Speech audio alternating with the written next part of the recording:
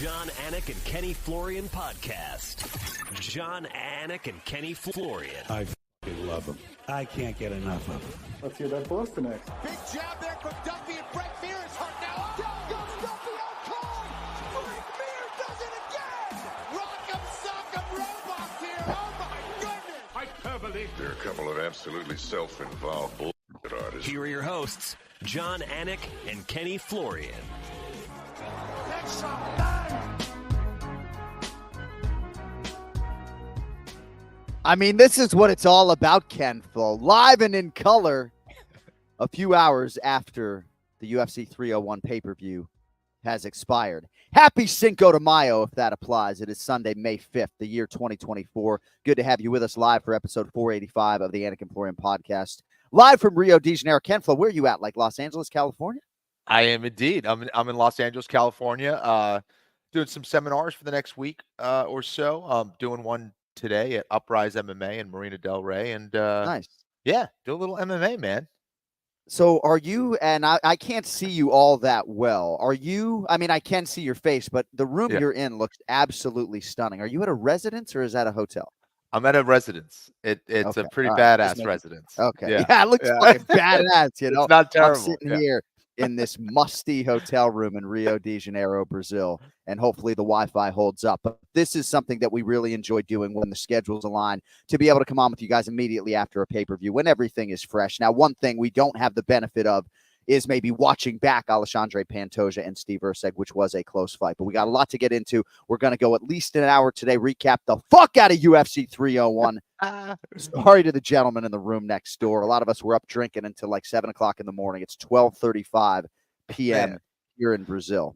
So we're hurting for certain. So we're going to recap this pay-per-view. Ray Longo is going to join us at the bottom of the hour. It appears as though Merab Dvalishvili now has a date for his championship fight against Sean O'Malley. Not sure what that says about Bilal Muhammad, like what is going on July 27th. But most of today's show, of course, is going to surround UFC 301. And then later in the week, I'll be back with Brian Petrie, his predictions, as well as his bets for UFC Fight Night Lewis versus Nascimento. Ken Flo's going, are you doing one of those like dark retreats like Aaron Rodgers and Yuri Prohaska where you deprive yourself from the sun for 4 days, or what? You're doing something.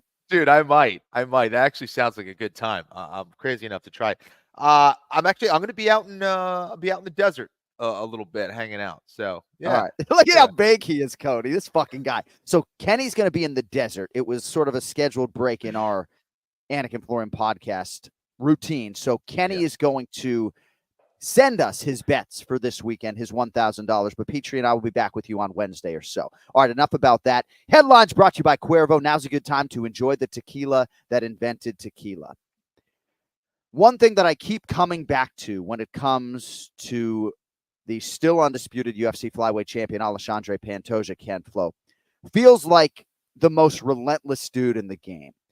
Equal parts skill and will, and it seems like his will is just as important as his appreciable skills. He wins this fight by unanimous decision, 48-47 times 2. The dissenting judge did give him 4 of 5 rounds, 49-46. As I was watching it play out, Kenny, and having the word damage front of mind, I said on the broadcast I thought there was an argument to be made that Steve Erceg won rounds 2, 3, and 4.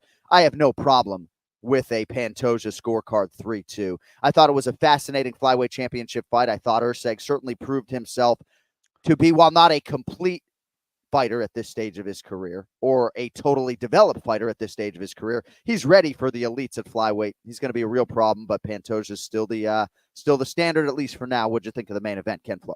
You summed it up beautifully, my man.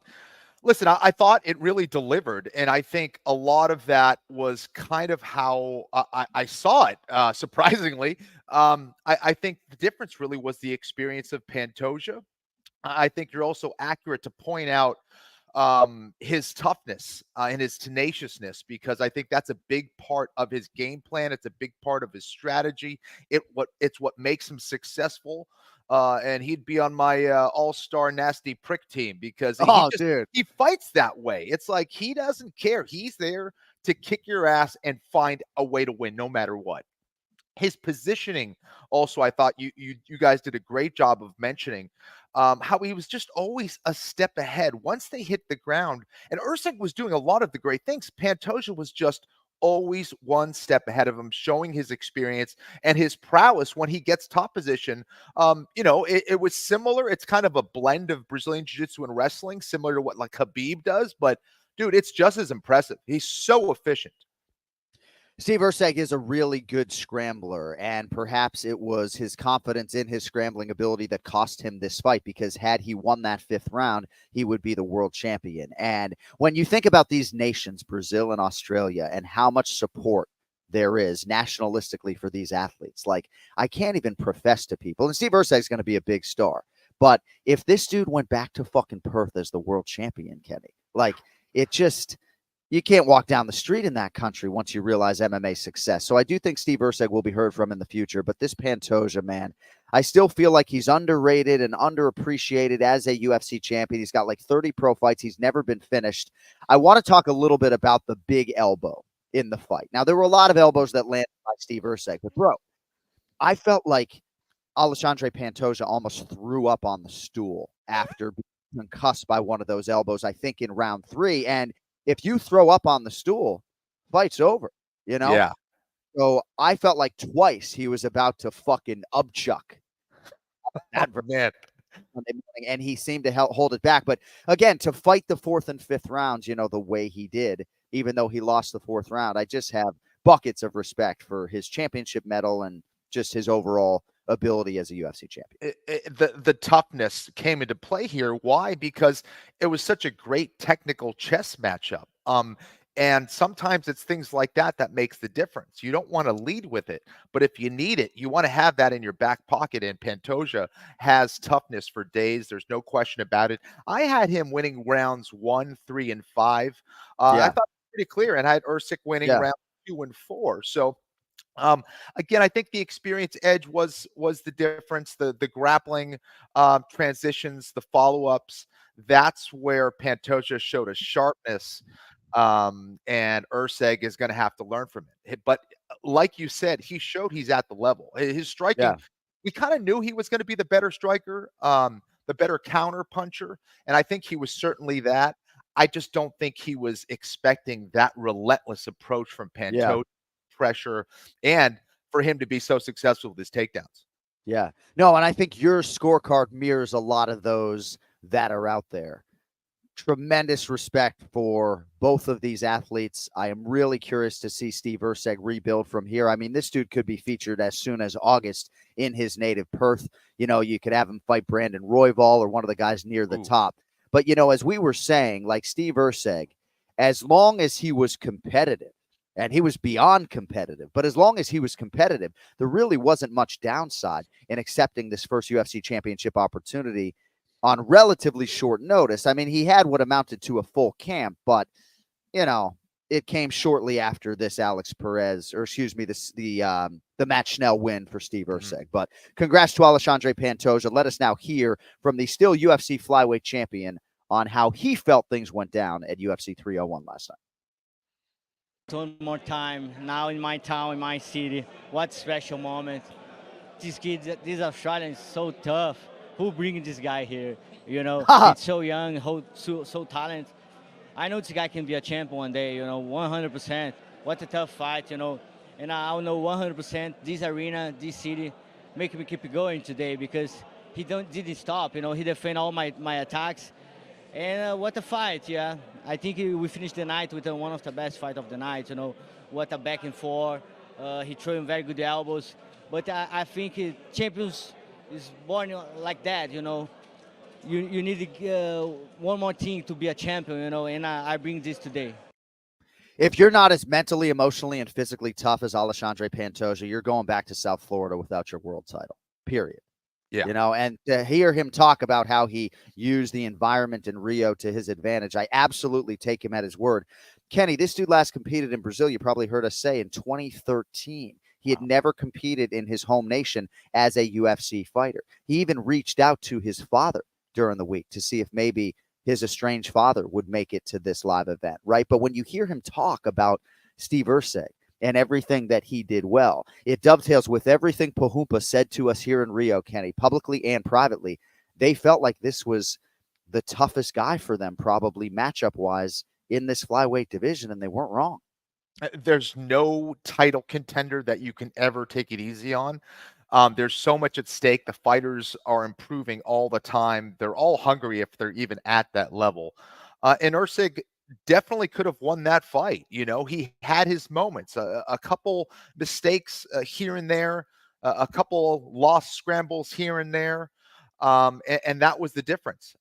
But as I found out, sometimes it's very little things that makes the difference. And I think that little difference at the end was the toughness and the experience from Pantoja. But that's a true champion right there, and also very well aware of his competitor and how dangerous they were, and everything like you were talking about, from Pena to everybody else, to Mike Brown. They were talking about how they really thought Erceg was a legitimate threat, and they took him seriously, and it shows. So part of the reason maybe that arena wasn't as loud last night as previous shows in Brazil was because Madonna was doing a concert on Copacabana Beach, and 1.6 million Brazilians actually ended up being there. But I found myself thinking, Kenny, at the beginning of the main event, that Steve Erceg, while on the hostile home turf of Alexandre Pantoja and in the belly of the beast, but it didn't seem too intense an environment for a title challenger. And that being said, like, this Steve Erceg is so even keel, bro. Like, I'm just not sure what's going to phase this guy. I think his mentality for fighting is outstanding. He's a cool customer, man. A very cool customer. I shit my pants in the Ultimate Fighter finale. I'll admit that. But not everyone is going to react to pressure in those ways. And I think Steve Erceg showed that he has the emotional stability, the maturity to get back there and perhaps change the result. He definitely has the skill, and he definitely has the potential to be a champion. There's no question about that. He had an awesome performance, and just seeing some of his post-fight interviews, yes, we both have big noses, but I would flash back to when I lost against Sean Shirk, and or when my first title fight, and how little I knew I had fought my ass off, but just knowing it wasn't enough, like that. Champion just had more. I gotta train more, and it seemed like that's the kind of reality that he was facing. But he's going to come back stronger. There's no question. All right, so Ken Flo and many others had this thing 2-2 going into that fifth and final deciding round.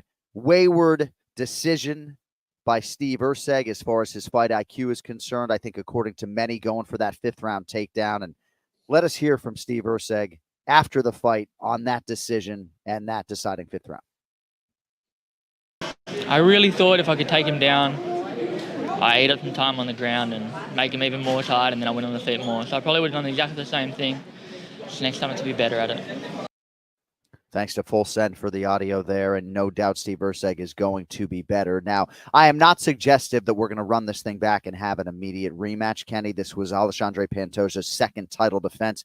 There are names lurking. Manel Kopp figures to have at least one more fight. Amir Albazi is on the mend. Brandon Royval, of course, is coming off a win over Brandon Moreno, but nobody really, I think, with respect to Raw Dog, wants to see Royval and Pantoja again right now. I mean, Cody's going to populate our private chat here with the UFC flyweight rankings, Kenny. But for me, my appetite, and I'm not suggesting it's going to be an immediate rematch, but my appetite for Pantoja Erceg 2, while not insatiable, is pretty fucking high right now. I want to see these guys do it again. Yeah, I mean, that was a great fight. There's no question about it. And there's so many great fights in that division. I think Manel Kopp is an interesting challenge. I'm not sure he can consistently stop those takedowns against someone like Pantoja, but more than anything else, he needs to consistently make the weight, right, to show that he should be in that right weight class. So, let's see. I mean, so Brandon Royval's the number one ranked contender right now. Brandon Moreno is taking some time off. We may not see him the rest of 2024. Amir Albazi is injured. He's number 3. Kai Kara-France is 4. Alex Perez is 5. I thought maybe they could do Steve Erceg and Alex Perez potentially at UFC 305 in Perth in August. I do think you're going to see Erceg featured on pay-per-view in Perth, but I don't think he's going to get an immediate championship opportunity. And Pantoja, says he's going to take some time off, and rightfully so. Since he became the champion, he's been a workhorse, and he turned it around pretty quickly to defend against Royval and now Erceg. So it's going to be some time, but I think Kenny Erceg's probably going to be favored against most of these guys. Might be the best boxer in this flyweight division right now. So he's a tremendous counter shot fighter, no question about that. From his elbows in tight to his punches in tight, he's very clean, just a very clean striker. Again, Mokaev, I think, would be an interesting challenge. Oh yeah, wrestling. However, Erceg can get it on the ground too, man. He's dangerous everywhere. He's good. Yeah, Erceg is a Brazilian Jiu-Jitsu black belt, and he looked to be that in this fight against Alexandre Pantoja. But you're right to inject Muhammad Mokaev's name into the mix. I'm just not sure they're rushing him necessarily. He's undefeated. Yeah. He's 23 years of age, but the flyweight division is ripe with talent, and at least right now they are all still chasing the man, Rio de Janeiro's Alexandre Pantoja. All right. The King of Rio, Jose Aldo, returns to competition about 10 months after being inducted into the UFC Hall of Fame. Dude comes out with a fucking crown, Ken Flo, huh? I love it. He's finally accepting himself in that position. No, he is so damn good, dude. He is so good. It's unbelievable the things that he does, and the fact that he does evolve. He is trying to get better at this, and that to me is one of the better indications of where a fighter is at his stage of his career. When you get a fighter who no longer wants to learn, who no longer has that hunger to train hard, it's probably time to wrap it up. Don't just show up for a paycheck. Aldo is not just showing up for a paycheck. That is clear. He looked as technical as ever. He was putting together some amazing skills. And then a third round, he's like, all right, son, let me show you what MMA is all about. These are all the things that I can do. I'm at a different level than you, period. So Jonathan Martinez came in having won 6 straight fights and over a lot of good competition. And he's on the wrong end of the judges' scorecards in this one, 30-27 times 3. But when I think about Jonathan Martinez against Adrian Yanez, his last time out, there was just an intensity and just a different look in his eyes. And I'm not suggesting that maybe he over-respected Jose Aldo, but you need to be Jonathan Martinez in terms of your pace and your pressure and your kicks and your offense, right out of the chute. And I don't know. I mean, you can speak to this, right? Even as a broadcaster, sometimes you're flat on fight night. The greatest thing about Floyd Mayweather was that he was never flat on fight night. Even when he got off to slow starts against someone like Sugar Shane Mosley, he always was able to be great late. And I don't know, man. I feel for Jonathan Martinez because Jose Aldo beat a guy that was all the rage and closing in on the top 5 in this division, and he just dominated him over 3 rounds, essentially. Oh, well, John, I'm glad you brought up Floyd Mayweather. Now, Floyd Mayweather could only be that and do that because he's so technically superior to you. I feel like Aldo is kind of that similar guy. He's so technically superior to most guys that he can still outclass you. I don't know. It was just with Jonathan Martinez. I think you're right. I think the worst thing you can do to a technician like Aldo is allow him to get momentum, because when he picks that up and he's confident and he's comfortable, he does what he does to you like he did to him in the third round. As he gets more comfortable, he's just going to pick you apart. And you have to make Aldo uncomfortable early. And I think either he respected Aldo too much or Aldo just kind of was able to manage the fight a lot better than him. So I was in the gym before the fights. I shave my head. I go to the gym and some woman walks in and she asks me if I'm Jose Aldo. It's the greatest moment of my life. Greatest fucking moment of my life. Being compared she saw to your Jose footwork, Aldo. Dude, is what it is. She That's saw that. that. Yeah, she saw my dude, your footwork there. was on point, by the way. That video. I mean, you have elite footwork, John. I'm not gonna lie. Kenny. I appreciate that. I've been paying so much money for Dominic Cruz's footwork drills. It's finally fucking paying off, But Jose Aldo, man, he's still in his mid to late 30s. Where does he go from here? This was the last fight on his UFC contract. We know he has competed twice under the Shooto Brazil boxing banner.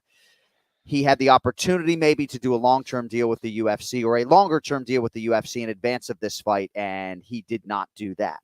But Kenny, Like, he came in having won 3 of 4. The only loss for him dating to the pandemic was against Merab Dvalishvili. Like I said in a post-fight hit with Daniel Cormier, I'm not exactly sure where Sean O'Malley was last night watching this, right? But, like, Jose Aldo's right in the mix if he wants to be now at 35 again.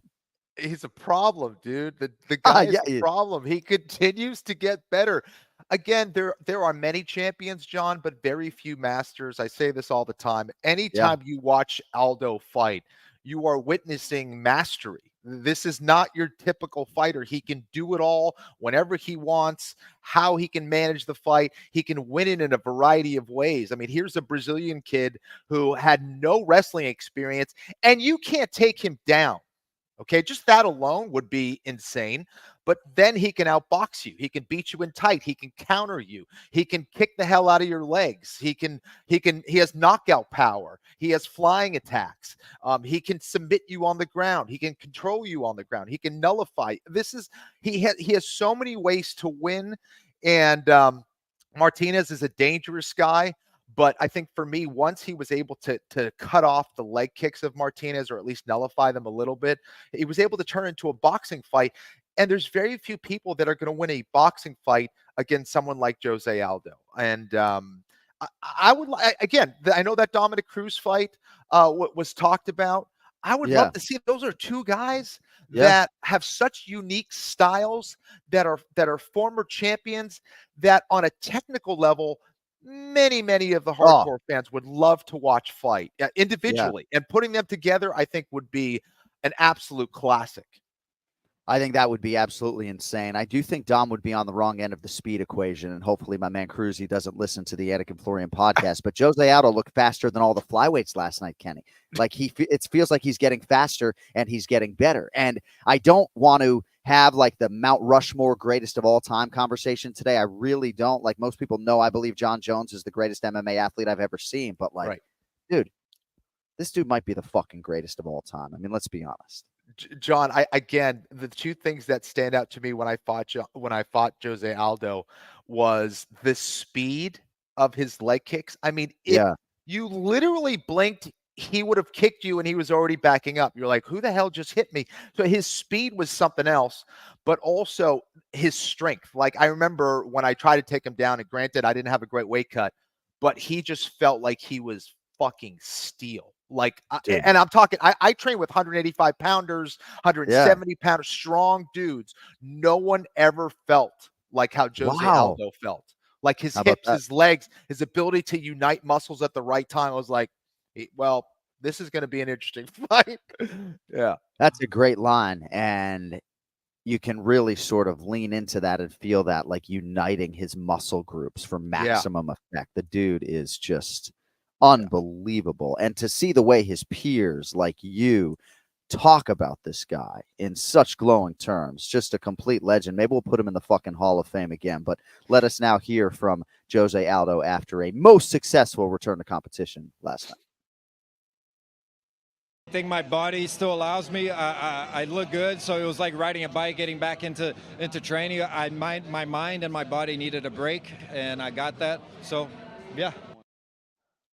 Thanks to ESPN Plus. How about the maestro, Cody Merrow, putting that together, right? We get Jose Aldo talking, and he's got the interpreter there. Just beautiful stuff there by Cody. But we'll see what Jose Aldo does. You know, I am expectant that there will be at least one more fight in the UFC, if not 4 to 5, right? But my goodness, man. And for Jonathan Martinez, real quickly, you know, Mark Montoya, I think, did everything in his power in that corner to try to, you know, extract a little bit more out of his guy, but he just was not the better man on this night. You know, I'm not sure it would have mattered. Aldo, I think, is that good. I think Martinez did a good job in round 3 of being more aggressive, but then you saw him kind of pay for that aggression against Jose Aldo when he really started to hurt him. I mean, some of those knees were just devastating. But yeah, I mean, what I think about also is how the hell is Aldo consistently making this weight at 135 pounds? Like there was a time when I fought him, one of the things that made me feel better was looking at him cutting weight and seeing how miserable he looked. That was at 145. Right. So the fact that he's making 135 and looks great and it is still performing great is still very, very impressive. Last thing I'll say, just in terms of this bantamweight division in which they are all chasing Sean O'Malley.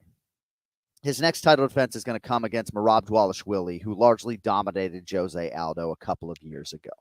Corey Sandhagen is lurking. There are other guys, of course, in and around that top of division, right? But I don't think it's out of the realm of possibility, Kenny, that at some point, if Sean O'Malley is able to cool off Merab, that they do Sean O'Malley and Jose Aldo. You got to think that Sean would be of an competitive nature for that fight. Like, that's as big a fight as Sean O'Malley can get. I mean, you can argue that's bigger than an Ilia Topuria fight. I agree. I mean, you look at how long Aldo was a champion for.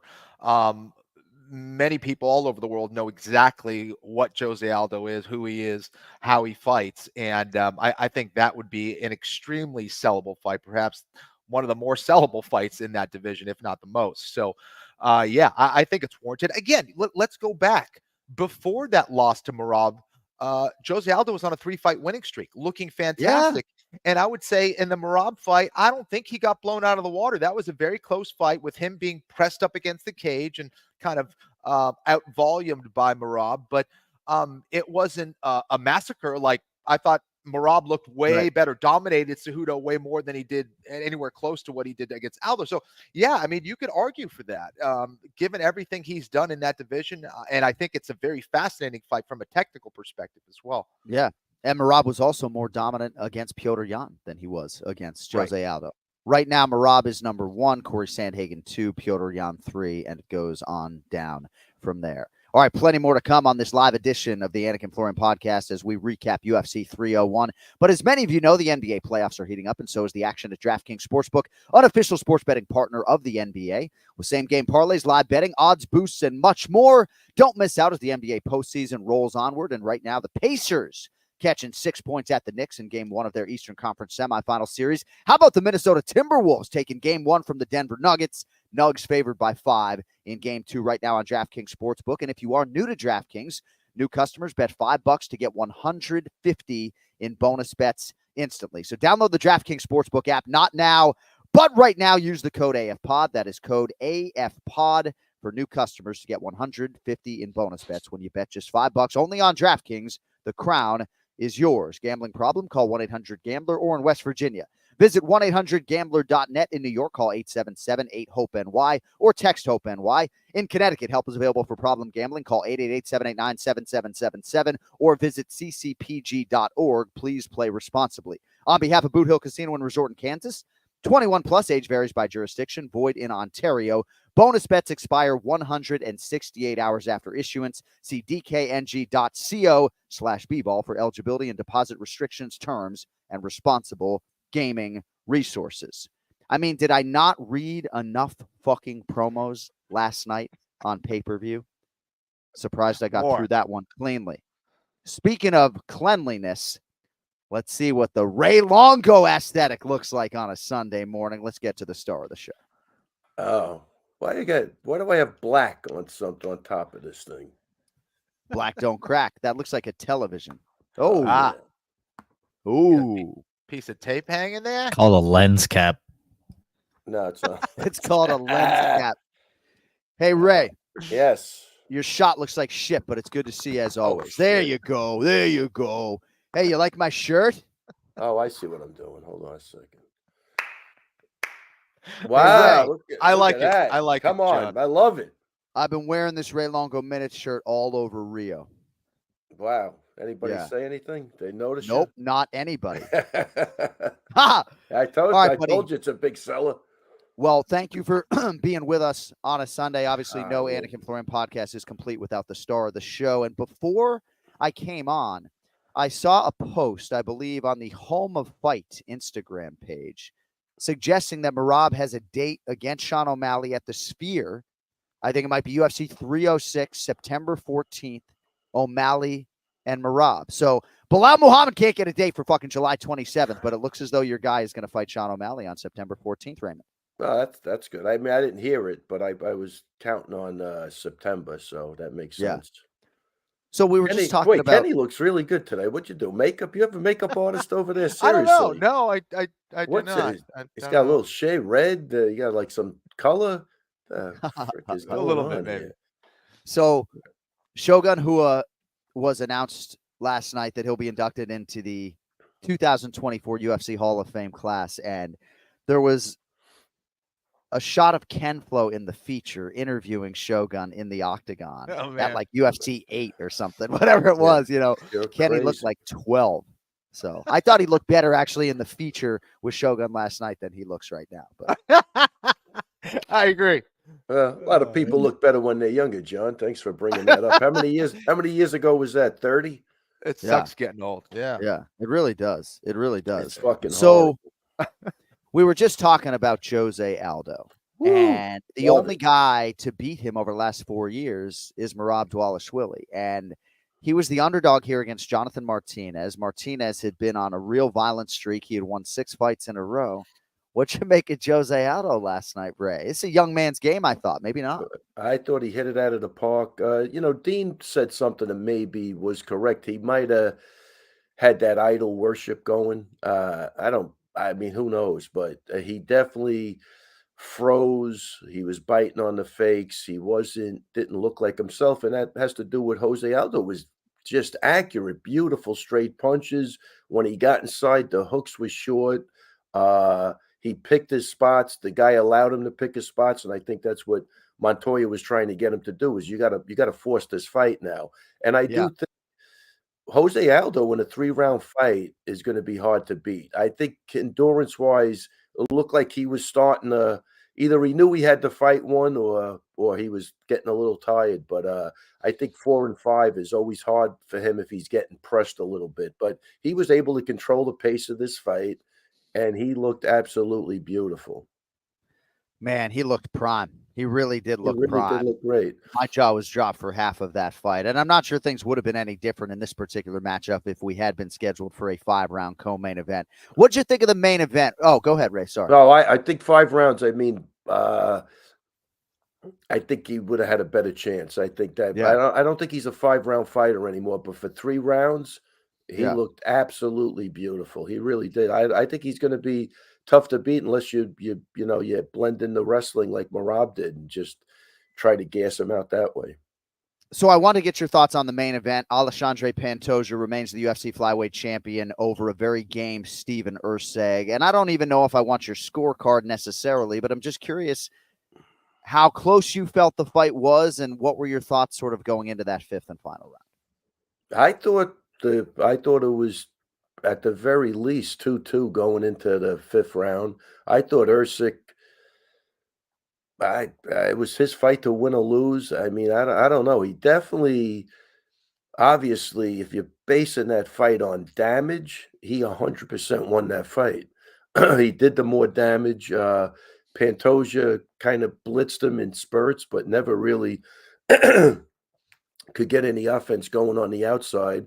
And I thought Erceg, with the takedowns in the last round came back to bite him in the ass. I think you guys were saying that on the broadcast. Yeah.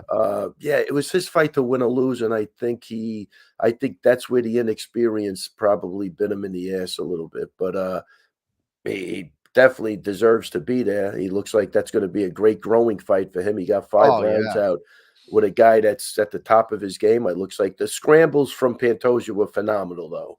And I think that's what broke him. I think he said, nobody does that to him with the wrestling, and he got out scrambled bad every time. That kid was Pantoja on the floor was definitely a half step ahead of him in every direction. And that probably is the difference in the fight, because between the elbows and the punches, he definitely did the damage.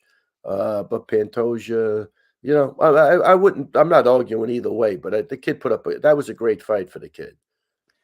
And Pantoja did do a long form interview with Full Send, and he was really sort of discouraged in terms of how he handled some of those scrambles. At times, he absolutely got out scrambled by Steve Erceg. Kenny, I don't love to say things.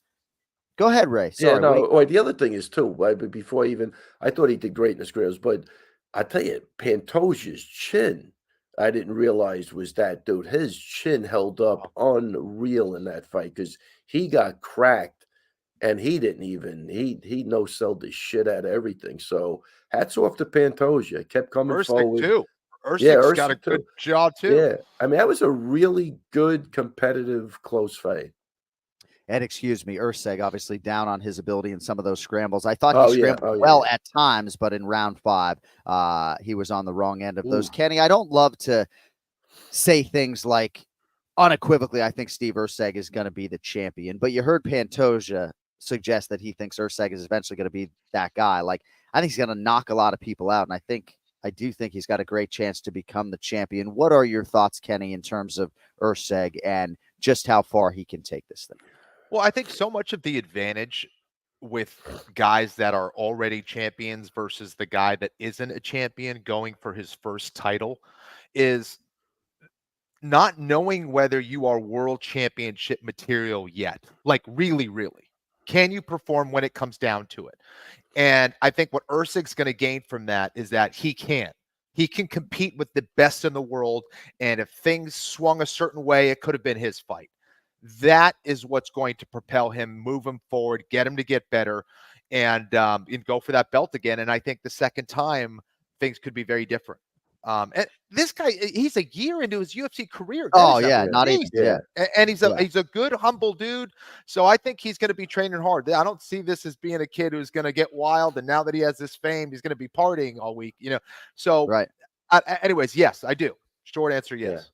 Yeah, he looks like he's got a great future. Plus, I found out he's half Italian, so I'm a big fan. Yeah. Guy came out to Jim Croce, bad Leroy Brown. I mean, who doesn't like this? This guy's an old soul, man. You gotta love him. Yeah, I agree with Kenny. I don't think fame's going to get to this guy's heart because even the way that his head, even the way he spoke after the fight, you could see he was very introspective.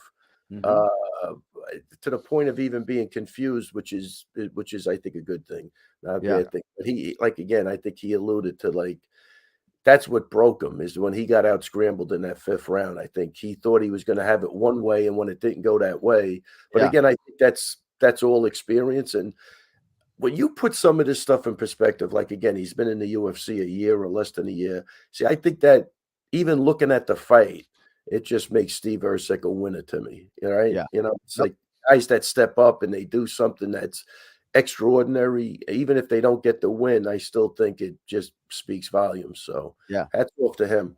A huge fan now. Oh, absolutely. And I am curious how history is going to reflect upon this Alexandre Pantoja era, because there have been a lot of big name, high level UFC flyweight champions. They're all going to be chasing Demetrius Johnson forever. Of course, shout out to Davison Figueiredo and Brandon Moreno. But what this kid is doing really deserves to be, I think, more appreciated than it is right now. I'm so happy that Pantoja got this weekend and fight week in Rio de Janeiro. But I still think the jury is out as to how far his star can go because he didn't bang out this arena this weekend. I mean, that is just the truth. All right. I want to get into a few other performances at UFC 301 because Ray's time is certainly as valuable as Kenny's, especially here on a Sunday. What are you doing on Cinco de Mayo, Ray? Cinco de Mayo today. Everybody, if you're in Vegas, should go to Big Ron's Paradise Cantina. Yeah, baby. Big Ron. Let's do it, Big Ron. Get to the cantina today. Our girl Aviva's going to be behind the bar. Everybody get to the cantina and spend a lot of money on this here Cinco de Mayo. What are you doing? Ken Flo's got fucking seminars. I'm going to go get an acai bowl to soak up the gentleman jack that is swimming around my small intestine. What are you doing today, Ray? Same shit. Going to the gym. I'm like Groundhog Day. What are you talking about? Yeah. 4480 Paradise Road in Las Vegas. Yeah. Who's the bartender behind the bar? I think Aviva's going to be behind the bar today. So everybody go in there and support. So I want to get into a few of these other performances at UFC 301 if I could. Do it. And I would like to begin with Caio Borralho over Paul Bearju Craig.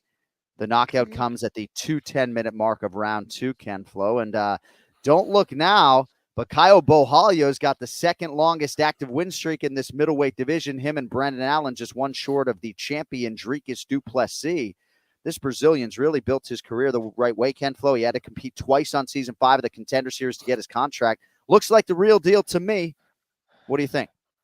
I think he's the real deal as well. I think he's taking the right fights as well at the right times in his career, building himself more experience, more confidence. And he could go far. I think he was putting it all together. That last series, that knockout was absolutely devastating. And it shows that he can really do it all. He can finish you. He can out technique you. He can out strategize you. He can submit you. So there's a lot of things this guy can do. I thought this was a very good matchup for him as well. And, did it on the big stage, which is huge. So he's going to get some fans. This was a great way to get more support after this win. Yeah, and I'm going to say I think the future's bright for him too. I'd like him and Brendan Allen. I think is a great. I think that's a great fight. He could really test himself. That's a big step up. I think. I mean, look, he had a guy in front of him. That guy just, man, he couldn't move his head. He just chin up in the air, straight back, like kind of painful to watch, to be honest with you. But he did exploit it finally, and he got him out of there. So hats off to him. But I think, I'd like to see him against a guy a little more cagier standing up. Yeah. And I think Brendan Allen's the test. And I'd love to. I think that fight seems like a great matchup to me.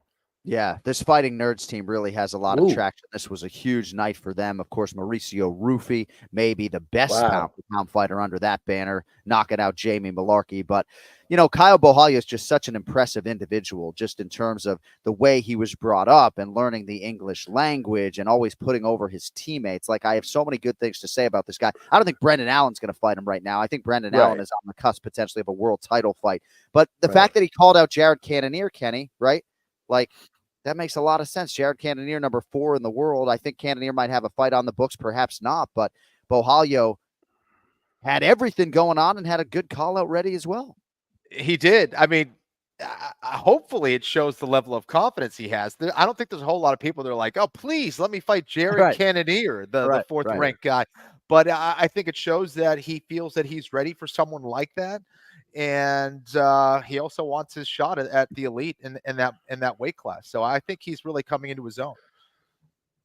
So Sean Strickland is the number 1 contender and former champion. He's going to fight Paulo Costa, who's number 7 at UFC 302. You got Robert Whittaker matched up with Khamzat Chimaev. Israel Adesanya, in theory, probably going to fight Dricus du Plessis, potentially in Perth. So Cannonier fight would seemingly make a shit ton of sense for Caio Borralho.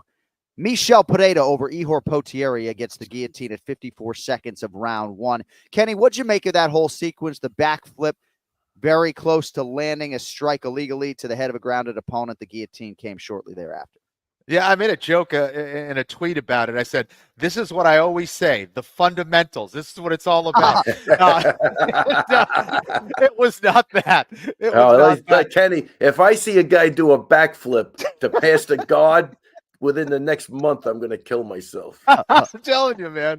But it shows that this is a guy who is, it goes beyond just winning. He wants to show his skills. Like, he's there to kind of entertain, which I can appreciate, because it takes some big balls to go. It's one thing to do it in training, but to do it live in a fight when it matters and to pull it off in that manner.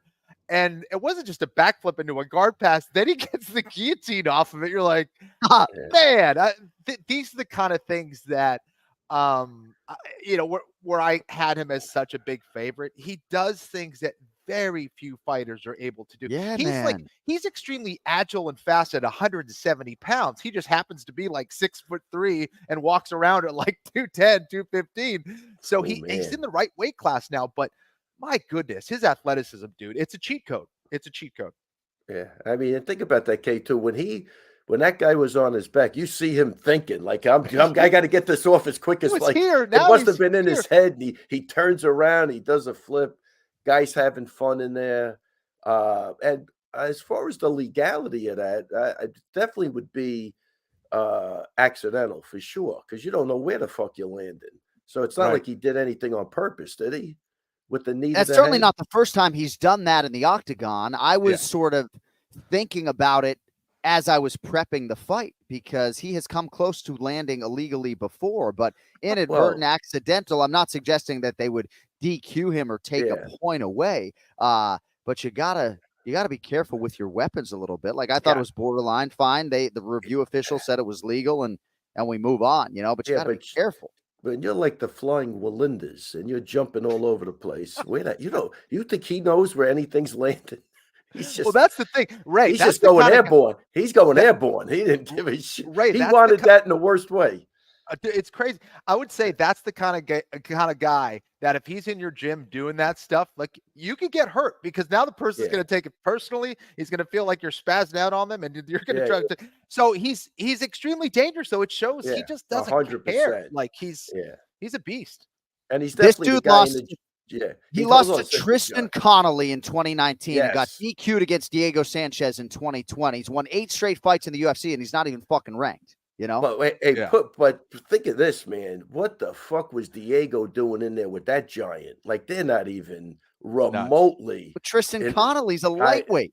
Well, he beat him, but the cardio killed him. He didn't have the cardio down yet. Right. He spent all his energy dancing into the octagon. He definitely made corrections, 100%. Yeah, made corrections because Connolly just broke him. He was able to withstand, whatever he had to dish out, and then he just, which I thought I loved that fight because normally I don't like the showboating guys, right? But this guy, he's now having so much. It's not even. I don't even think he's like in his head showboating. Like it's just part of his game. There's something That's him. pleasurable about it. Now at the beginning, the dancing and everything, then you couldn't back it up. Maybe that was it. You got in there, you're gassing out. Now now the guy's for real, man. Now the guy's looking really good. He's up a weight class. He didn't come in bouncing off the rafters into this fight, conserved his energy. But when he had to let it go, I thought it was fantastic. It really was. Ken Flo smirking. He's a beast, man. He's a beast. I'm just looking at. I mean, he should be in the top 15. I think he will be. Paul Craig's probably going to get out of there, right? Maybe, and then he might shift in there somewhere. Michel Pereira, and maybe an acquired taste to some of the fan base because of some of the flash and dynamics. Without a doubt. But it really is who he is. He's been telling us he's the ultimate showman of the UFC since the first time he graced the octagon. But he's won 8 successive fights, as we mentioned. He won 5 in a row at welterweight, Kenny. Then he moves up. He's now won 3 in a row at 185 pounds. And because this fight was so quick, I still don't know the answer to the question that I posed off the top of that fight live on pay-per-view. Just how high is the ceiling? Just how good can this guy be? So I'll pose it to you guys. And I know this division is tough, but there are just a lot of fascinating matchups potentially for him. Like what's the Italian Dream Marvin Vettori doing? Like I just feel like Michel Pereira, with his mix of skills and his ability to finish you in any number of different areas, like I don't know. I feel like he can make a real concerted run at this middleweight championship, right? Like you think Dricus du Plessis is like worlds better than Michel Pereira? I don't. Well, athletically, they're not even in the same stratosphere. Yeah. I mean, no. Here's my take on Michel is that he's got the attributes to do whatever he wants. I do believe maybe the lack of fundamentals at some point in time might come back to bite him in the ass, but he's going to always be entertaining. He's always going to be a fun fight. But can he switch gears and get a little serious when he has to be? Like when he gets up in those tougher fights, it's going to be that's what I have to see. Like, it's almost like I think Tony Ferguson, like he was just doing crazy shit and he got to where he got. And then once it came down to like, moving your head and actually throwing combinations in the right way, it just wasn't there. And it could be the same for him, but he speaks well. He's articulate. He's had the right growing fights now. He's got everything out. I think he knows who he is. We got to give it a shot. He's going to be one of those guys. It could be hit or miss because he's going to do something crazy, could get you out of there. But I think at the higher end, we got to see what happens. And that's, but he's got a shot. He's got the tools. He's got the athleticism. There's absolutely no question about it. He could do things that nobody in that division can do. Can he make those things work for him to win a championship? That's my question. Longest active UFC win streaks. Islam Makhachev, 13 in a row. Merab Dvalishvili, 10 in a row. Michel Pereira and Mobsar Evloev, 8 straight UFC wins. Wow, crazy. All right, Sean Shelby McMahon, do something nice with Michel Pereira. All right, Anthony Lionheart Smith in the featured bout as a huge underdog submits Vitor Petrino with a guillotine 2 minutes into round one. First career win by guillotine for Anthony Lionheart Smith, our good friend and colleague. 15th career win by submission. Now, Anthony Smith on March 2nd is working the UFC fight night at the Apex, right, Ken Flo? Vitor Petrino walks out for his fight against Tyson Pedro, sees Anthony Smith, and decides in that moment, if I beat Tyson Pedro, I'm going to fucking call out that guy, right? So he beats Tyson Pedro, then he calls out Anthony Smith. Be careful what you wish for. You know, a lot of people wondered aloud if Vitor Petrino was as promising as Caio Borralho and Michel Pereira. We had all these big favorites, and tough moment for Petrino. We're going to celebrate Anthony Smith. We're going to get to some audio, but Ken Flo, Vitor Petrino just not at all ready for prime time, in my humble opinion. No, poor decision making. Definitely wasn't the most technical fighter, right? But physically, he made up for it with his physicality and things like that. But just this was a series of poor decisions, one after another, and you have to have the composure and the ability and the experience to be able to reset when you need to kind of clear your head or just kind of reanalyze what you're doing. And it seemed like he just rushed in, got emotional, and threw himself into a guillotine choke. And everything from the defense to the panicking just was not a good look. And I don't know. And for Anthony Smith, there's times where Anthony can lose to anybody in the division, or he can maybe beat anybody in the division. You know, he is so difficult to predict how he's going to perform out there. But here he showed he's a finisher and got it done against what I thought was a dangerous Petrino, but it didn't matter. Yeah, the fight IQ wise was really that was just a poor.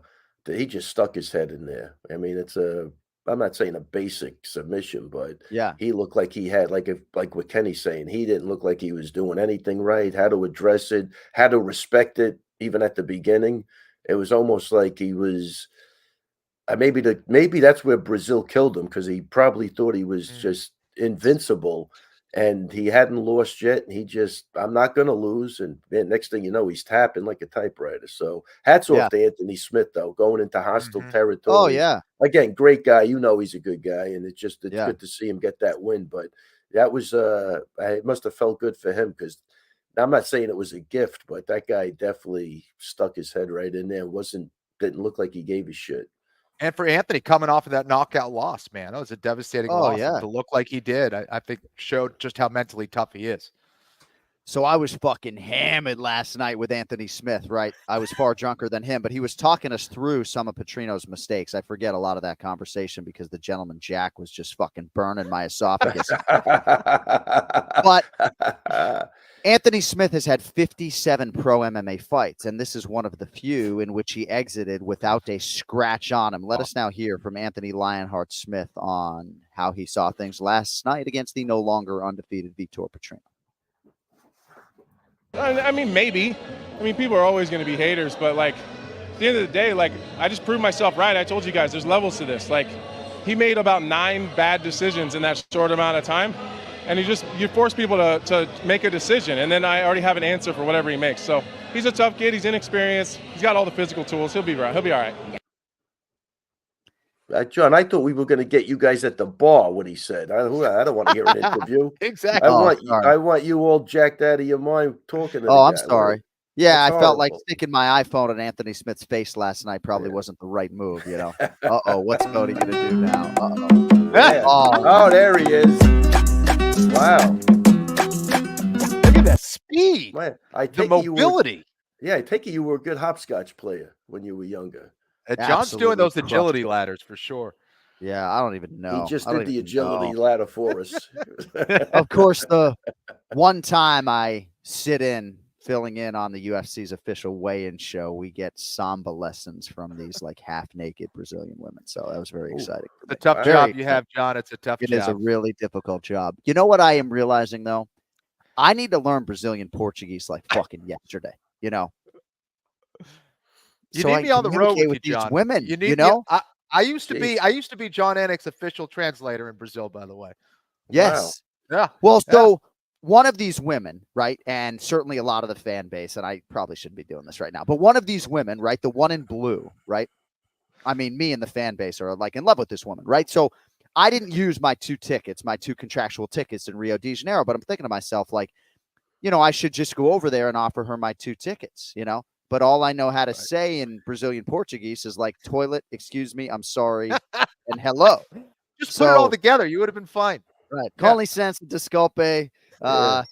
Fuck. Banheiro, por favor. Trust me, John, all you had to do was wave those 2 tickets in front of her face. She would have understood what was going on. Or just fucking take my shirt off or something, All right. Wow, he's frisky, very frisky today, Kenny. Real quick, Kenny and Cody, if you have time to populate the light heavyweight rankings in our private chat, that would be fantastic. We were talking last night in Bruce Buffer's room, actually. Buff was fucking on one last night after the pay-per-view. So Anthony Smith versus Jan Blachowicz. Now, Jan Blachowicz has had a very invasive shoulder surgery, and I don't know how soon Jan Blachowicz would be back. But I feel like that's a guy that Anthony Smith has never fought. He deserves to have that fight. Blachowicz is probably 1 or 2 in the division as far as the rankings are concerned. And Anthony Smith just put his number 10 ranking on the line, Kenny, against an undefeated Brazilian who was like a 5-1 favorite to beat him. And, of course, an unranked guy. So, for me, Yuri Prochazka is the number 1 contender. All indications are that Alex Pineda's next title defense is going to come against Yuri Prochazka and not Magomed Ankalaev. Jan Blachowicz is 4. Anthony Smith is 10. Kenny, what do you think about Anthony Smith welcoming Jan Blachowicz back to the light heavyweight division when healthy?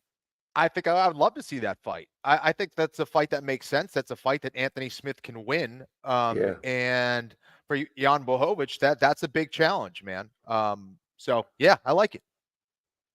I mean, you got Nikita Krylov at number 6 in the world. Maybe that fight has some appeal, but we'll see. I do think that it's not out of the realm of possibility if Anthony Smith wins 2 more fights that he does fight Alex Pineda, because he not only wants that fight in the worst way, but as an analyst, Anthony Smith has been critical of Alex Pineda, even if, the adjective simple or simplistic as far as his game is not necessarily an insult. There's definitely a foundation, Ray, for a fight between Anthony Smith and Alex Pineda if, in fact, Smith can string together a couple more wins. So, all right, no comment from Ray. Oh, no. That would be all right. That would be great. Either fight is great. That's all right. Hey, will you sign my shirt when I get home? Will you take a Sharpie and sign the top of your forehead? Of course. You guys remember during the pandemic when Longo grew his hair out? I was looking back at a clip today. I don't know why it populated my feed. You look fantastic with that long hair. I think you might want to let that go again. I might go again. All right. Couple more things I want to hit on from UFC 301. Ray, you got a couple more minutes or you want to go? All right. I'm good to go. I got nothing to do but go to the gym. So in the featured prelim, Kenny, Joe Anderson Brito defeated Jack Shore. It was a doctor stoppage by TKO that came at 3:35 of round 2. And you don't want to take anything away from Joe Anderson Brito. Half the guys in the truck think he's going to be the next UFC featherweight champion, right? He fought brilliantly. He is so fun to watch. But Jack Shore, I felt like, was a little bit wronged by this stoppage, right? His leg wasn't fractured. You had the ringside physician like pushing on the bone, trying to see if it was fractured. Not every day you see a fight stopped by a doctor due to a cut on a leg. Yeah, this is for me. Yes, sir. Yeah, sorry. So I felt, it was kind of an odd one. It was a literal hole in his shin. I wonder if there was a fear of massive infection, right? I mean, the octagon's filthy, the bodies are filthy. 100%. You have a huge open wound in Brazil. I mean, what I mean by that is now you're in a hot environment and then you have to travel, take a plane back. By that time, you have a massive infection. So I don't think they wanted to take any risks with that. That's probably where they were coming from. So I understand that level. A cut typically in something like your leg, should it cause a stoppage? No. I think it really was the fear of infection more than anything else. That was a big one, and those are rare. Like it looked like a literal hole. Like sometimes you see it more of a tear, but that was just a nasty hole that was not going to stop bleeding. And but Brito is so explosive, man. This kid is very, very dangerous and fun to watch. Yeah, sorry, Bruce Buffer just called me. I'm telling you. Yeah, Brucey. What do we got? He's calling me again. Come on, hang on a second. Let's go. We got to get him on. Hey, I'm live on the air right now. Can I call you in like 30 minutes? Oh, come on. That's when Put you him put him on on. speaker. Put him on Bruce speaker. you're on speaker with the Anik Florian podcast. I'll call him. Tell Buff I said hello. Hey, dude, tell Buff I said hello. Dude, tell Buff I said hello. Ken Flo says hi. Thank you. All right. So he was going to stop by my room. So yeah, he's getting some acai downstairs at Golden Sucos. He's I imagine he stops by your room. He's in one of those bathrobes. I love the Buff update. Remember, like the one you you came he out comes in the bathroom. Yep. Yeah. Up Fight Island. Yeah. Pipe, the fucking pipe like Harvey Weinstein. Yeah. Cody, right. can we get in the lower third? Cody, can you put in the lower third that Buff's going to Golden Sucos to get an acai? Right. That's right. So breaking news. But he's seeing the doctor, stick his thumb in Jack Shore's shin. And you're right, Kenny, about the infection. And I mentioned on the broadcast, Austin Hubbard back in the day had that compartment leg syndrome where they had to completely slice open his leg, and those things can be fatal. So I was thinking about that, right? When you have all sorts of tension in your body and you need sort of fluids to escape. So, a tough setback for Jack Shore, but Joe Anderson Brito was the better man. And it's an interesting fighter, I think, Ray and Kenny at 145 pounds. Ray, what do you think about this Joe Anderson Brito cat? Hey, he looked like a world beater, man. He was definitely a step ahead of him, more explosive, quicker, stronger. Again, I would have liked to seen the fight hit the third round, see where he would have been. It's hard to carry that energy like that, but he looked good. And I'll tell you, the injury, and I have seen that before, he's not kicking with that leg for a long time. Like, think about how that is to heal that. And Kenny's right. We'd have to get a doctor on here, but you don't want that. You don't want a bone infection. You don't want a blood. You don't want any infection. And that thing is, I think because it's on the leg, it doesn't appear to be that bad, but I think that was a really bad. You're sticking your finger and touching the bone. Yeah. I think it's just, you got to fight a different day, because those are the injuries that, they're not common, but when they happen, they could take you out for a year. That's what happened to Damian Maia. That's what happened to Damian Maia. He had a cut and got a bone infection, and it was in the hospital for a little while. It never goes away. Yeah. Luke Rockhold, I hope he's all right. Had a shin issue, and it was years. Crazy, just drainage and all sorts of Yeah. All right, at Ray Longo MMA on Instagram, and I will tell you, Ray, so your old Instagram account, as you well know, got hacked, right? Right. And that motherfucker reached out to me at like 5 o'clock this morning. He's like, "Hey, John," and I thought it was you. Man, I tell you, but I would text you though. That's because I'm getting a lot of those. No, you're right. You're right. I don't know why I thought it was you. I'm going to tell you something. Somebody in the gym offered the guy $500 for the password back, and I think I got to talk to the guy, because ever since he offered him the money, the guy started in again. Like he said, this guy's a complete piece of shit. Really, what I he's mean? trying to raise his rate. Yeah, right. I guess I don't even know what the hell he's doing, but I got to talk to this guy today, see what the hell he. Wait, so that's not you? I've been sending this guy 5,000 every week. Right. Yeah. I thought it was you. It's really, but he researched, like, again, it's crazy. I don't know. Whatever. I'm so done with social media. He's an absolute scumbag, no question about it. You got to, if you see him, Ray, you got to go Happy Gilmore, pull his shirt over his head, and fucking punch him in the face. No. All right, at Ray Longo MMA, my man, we appreciate the time and you guiding us through this UFC 301 recap. Have an outstanding Cinco de Mayo. Sweat it out a little bit, and we'll talk to you next week. Hasta la vista, guys. But wait, one quick thing. That guy, please. What was his name? Rufy, the other guy from the Mauricio Rufy. Dude, did he get the bonus by any chance? He did get one of 4 bonuses, along with Michel Pereira, Caio Bohalho, and Alessandro Costa. See, like, out of everybody, like, everybody's good, but that guy looks like he's got the X factor right now. I mean, I missed that fight.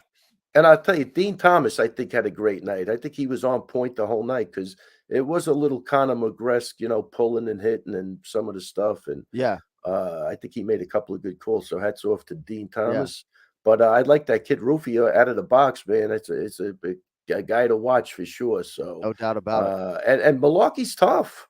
He's a tough guy. He's a steady Eddie grinder, basic guy, but he got the shit beat out of him. Man. Yeah, this Rufy is without getting touched, the other guy. So that was a good fight. So he deserved the bonus. had a win over one of Islam Makhachev's primary training partners on the Contender Series, a fight that he was losing. And man, did he show even more progression and getting past Jamie Malarkey. Yeah, Ken Flo, you should watch that one back. Dean Thomas actually was comparing Rufy to Conor McGregor. Right, so, right. Oh wow, okay. I think that was pretty accurate too. Yeah, I thought it was apt. You know, I was actually thinking Caio Borralho at the time, his teammate, and I saw some similarities. But as soon as Dean said Conor, I was like, I see it. Yeah, he was hitting and not getting hit. He looked really good. Cool. All right. But anyway, guys, really good.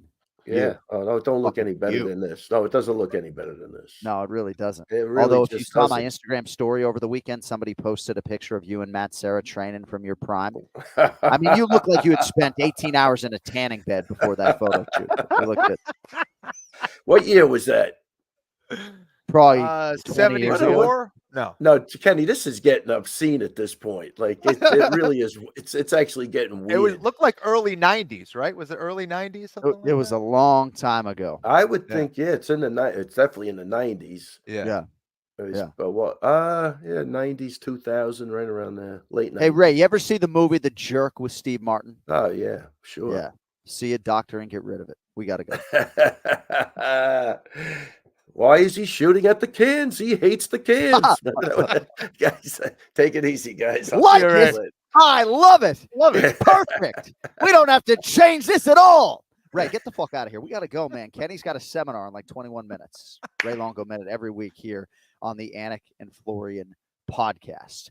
All right, JonAnik.com, promo code UFC301 is still live for 20% off of all of your Anik and Florian podcast merchandise, including this Ray Longo Minute shirt. Also, all of the international One More Sleep designs are out. We're going to launch Croatia pretty soon, but Brazil and Ireland and the United States of America, the UK, those are all there as well. 20% off your entire order at JonAnik.com with code UFC301. Also, check out KennyFlorianMartialArts.com. Where are you today, Ken Flo, in the greater Southern California area? I'll be teaching at Marina Del Rey at Uprise MMA, but I'm in Santa Monica. All right, at Kenny Florian on Instagram. He'll be providing updates over the course of the next several days or so. Also, a couple things on the way out. The Leafs have fallen. Congratulations to the Boston Bruins. I know a lot of people don't like Boston sports fans, but Kenny and I, born and raised in Massachusetts, I lived there for 32 years, and to be calling UFC 301, getting updates on a Game 7, and to have the Bruins win was just a huge injection of energy when they were able to get that done. And I also just want to thank the fan base. And I know a lot of people were sort of acknowledging me this weekend that I set the record for calling the most fights of anybody in UFC history. And, you know, this is sort of one of those longevity things, right? You stick around long enough. I walked into the pre-meal before the show, and my boss, Zach Candido, was like, hey, did you see this thing? And he was like, I want to check the numbers, but I guess at UFC 297, I called like my 2800th UFC fight. And it had me thinking, my little fighter cards, you know, I've done almost 6,000 of those, you know, and just kind of keep your head down and focus on the work and lean into the work. And, you know, it's a tricky business, sports broadcasting. So I feel pretty good to have stuck around this long. Hopefully we can get to 3,000. You never know. Well, you do it masterfully, my friend. Congratulations. It's an amazing milestone. It's a testament to your hard work, man. And I hope you can do another 3,000. So, well, and I'm just hoping that at some point you're back on the sticks with me. But we got to get on out of here. Thanks to our producer, Cody Merrow. Thanks to Ray Longo, the great Ken Flo. Don't forget, remember the show on the Anik and Florian Podcast YouTube channel with my twin bro, Jason Anik and Bilal Muhammad.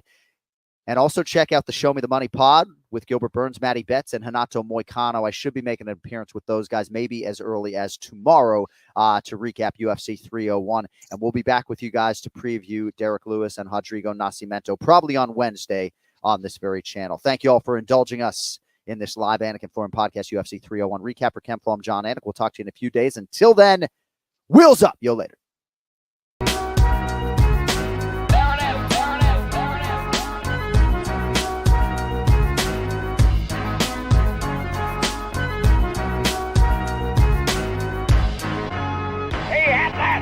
From a mountain, DC.